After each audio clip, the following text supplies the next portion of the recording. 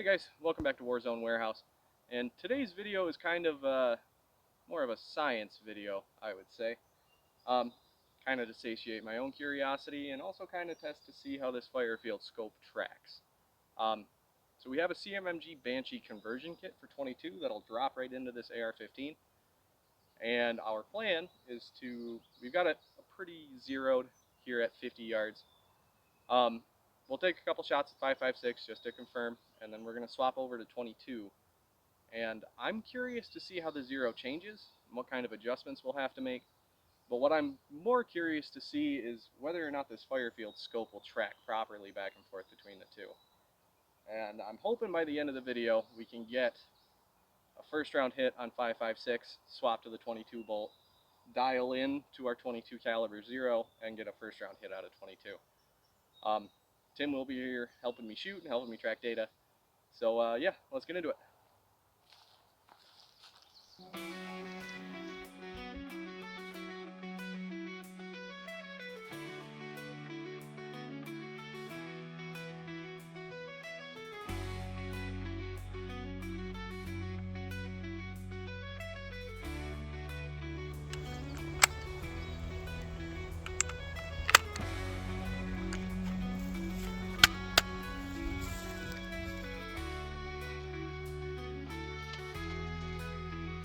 Alright, we're going to take our first rounds with 5.56 and the Firefield LPVO here. Should be pretty zeroed. Yep. Smacked it. And knocked the target over, or I would go for repeat shots. But let's swap out to the 22 bolt and see where we're at. Alright, we're going to swap out. It's just as simple as pull your pin. Of course, clear your firearm. Pull your bolt. Put the 22 conversion bolt in. And a 22 mag and you're good to go. Okay, we are swapped over to 22. We are just still rocking with the 5.56 which for posterity, by the way, our elevation is at 22. Our windage is set at 18. This does have a BDC reticle. It's kind of a knockoff of like an ACSS reticle, but it's Firefield. I'm not sure how accurate any of the spacing is, and for 22 it's not really going to matter. But we're going to try, take a couple shots, see where we are at. I feel like I should be aiming high for this. That seems like the logical thing, but I'm just going to dead hold and work our way from there.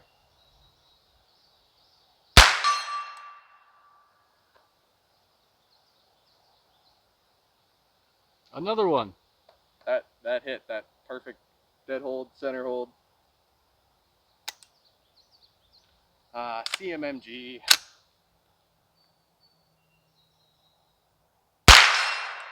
I'm smacking center of the plate. Apparently at 50 yards there's no difference between 5.56 and 22. I mean, that is pretty handy to be able to use the same rifle, train with 22 at a lot. That's surprising.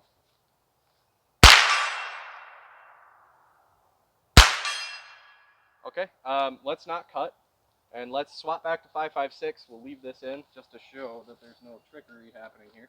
I mean, that is pretty cool. I am surprised by that. We may have to back up a little bit. We're kind of out of range.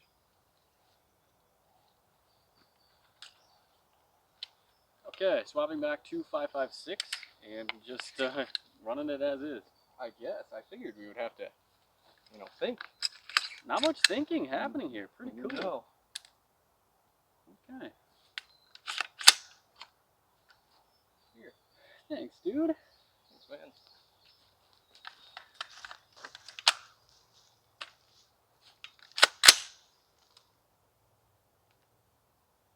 The target has fallen. Yeah. Okay, we are back to 5.56 with absolutely no changes made. We're still at 22 on our elevation, 18 on windage. See if we can smack it.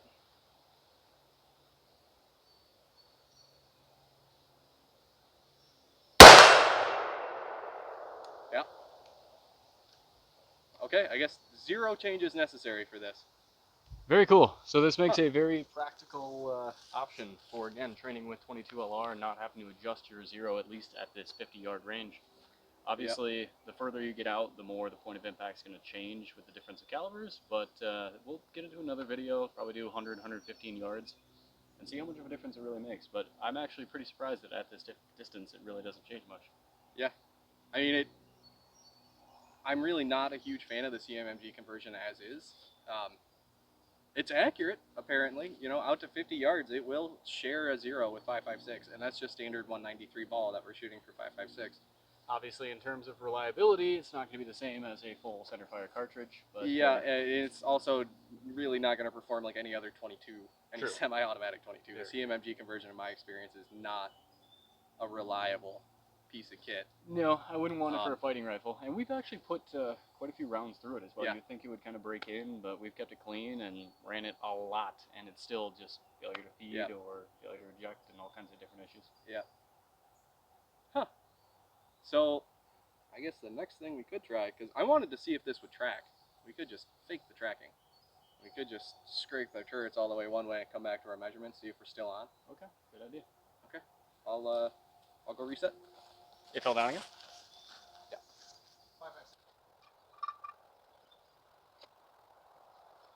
Rolling. Okay, because 22 seemed to work, we're gonna just see how this tracks. I'm just gonna spin the turrets. We'll go twice for each one in one direction. And we'll go back 2 full rotations. There's 1. And there's 2. And there's 1.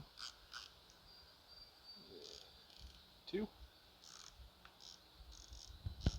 1. And 2. Okay. Yep. Okay, 22 and 18 should be right where we're at, so long as I can count. We have swapped back to 22. I mean, just because not enough of you subscribed. Okay, first shot, see if it tracks. Tracks. It does it. It does the thing. CMMG ran through the whole mag even. So this is a $115 set. I actually got this at Dunham Sports, and it actually comes with a red dot as well. And I kind of just grabbed it, just kind of seeing what I wanted to do for a build, if I was going to do an LPVO or some kind of other optic solution. I mean, definitely not going to be my long-term solution, but it is pretty amazing for 115. It's able to track. It's able to, pick up on the sight picture pretty easily. The eye box is pretty small. Yep, eye box is not forgiving, and the glass itself is clear enough. I would say it's pretty clear. It's a little fishbowly around the edges. For 115 bucks, and you get that. It's a 30 mil scope with a 30 mil cantilever with a rail as part of the actual mount. So with the illuminated BDC reticle, red and green, and it's not red dot daylight bright, but no, definitely not. But it is something. My biggest issue with this is there's no way they're not lying about the magnification. No, so on 1 times it does appear to have negative magnification, and on 4 times it's like 1.5, 2 times yeah, maybe 2 times magnification. It kind of functions as a big heavy prism. Yep. But it does it pretty well. Yeah. I mean, for 115 bucks. Yep.